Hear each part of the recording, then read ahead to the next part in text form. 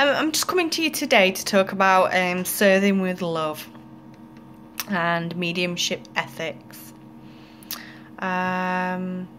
Basically, sometimes people can ask personal questions, and i.e. the readee is asking their deceased loved one or deceased relative about how they should handle a personal problem, like should they marry someone, break up with someone, etc. As this is highly up to the readee with this inquiry, because they can ask and say anything to you, you can adjust your thoughts to become aware of the ethical aspect so that you can retain your highest and best good perspective. So just because spirits are up in heaven doesn't mean that they know everything. They are all knowing, all seeing. It's just not. It just does not work like that. So if the old saying goes, if you really don't want to know the truth, then don't ask. You know, really, the readee, if they'd have thought about it, probably wouldn't even ask that awkward question to the medium. Because it's the mediumship ethics and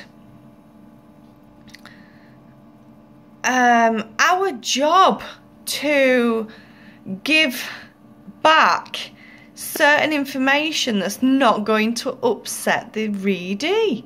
We're not just going to say, no, you shouldn't marry that person, are we? We're going to be tactful about it. We're going to try and work around it and give advice.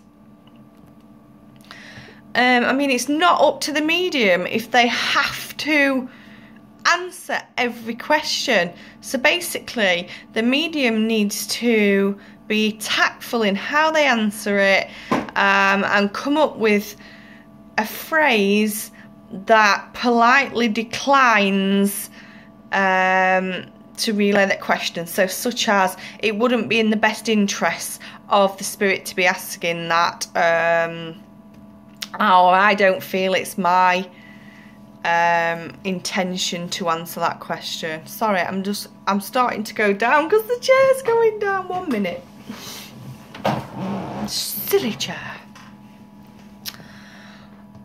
So always have a tactful phrase ready, memorised, so you know you don't forget it when you need it, because it's a very common question.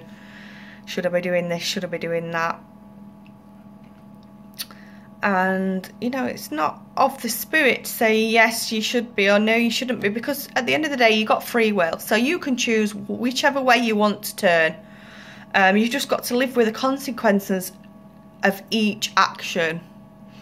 So they're not going to say yes you've got to do that or no you've got to do that. That's up to you. So to come to a medium with a question like that, it's not going to get answered how you want it.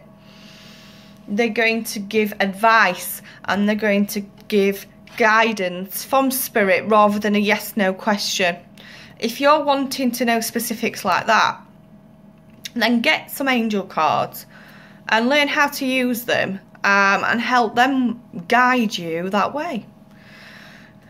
Mediumship is about, yes, it's about guidance and it's about answering questions, but it's more about proving life after death and that your loved ones are always with you and coming through. Sometimes spirits come through and say something that you feel it in your best interest not to pass that on to the readee. So keep in the back of your mind that this can happen, because people are people, no matter if they're spirits or they are living flesh here on earth.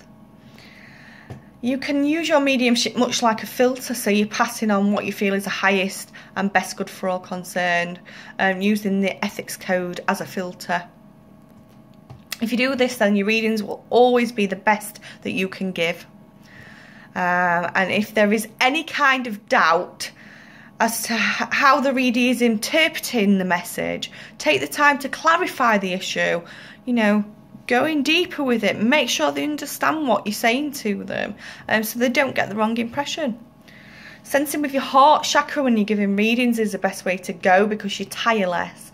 You get the best reading that way. Plus you're tuning into your heart and your third eye, so it literally opens up divine guidance, so that you're best able to sense much better those issues that are previously mentioned. And also you don't drain down with your vibration, with your energy as quickly.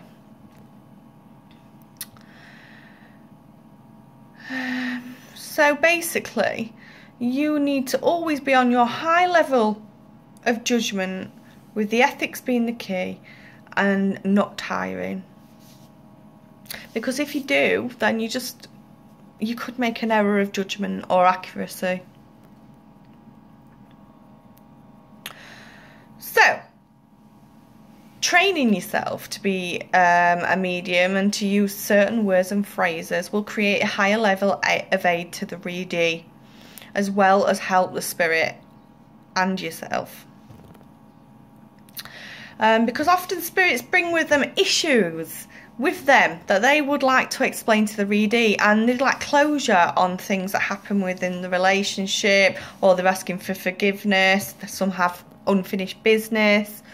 In this respect, the contact is a wonderful opportunity for closure. But understand, when you're giving this information, it's very personal. I don't think things like this will come through in the sample readings, because it's something that they need to do privately.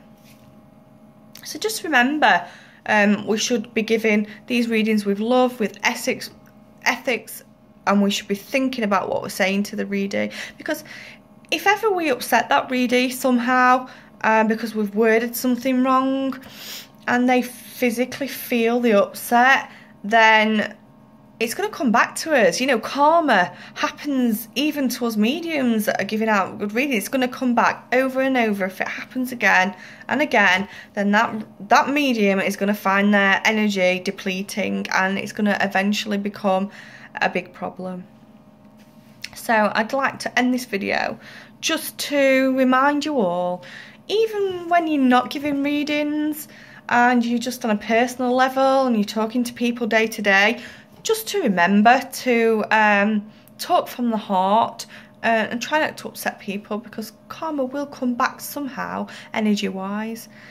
So always remember to be in that love vibration. If you don't feel in that love vibration one day and you need to up your energy a little, always try and meditate. Meditate before readings, meditate when you get up in the morning, because it will help you to raise your vibration. Okay, any questions, please comment down below. Link to Facebook group is down below. Always please share and like. Thank you. Bye.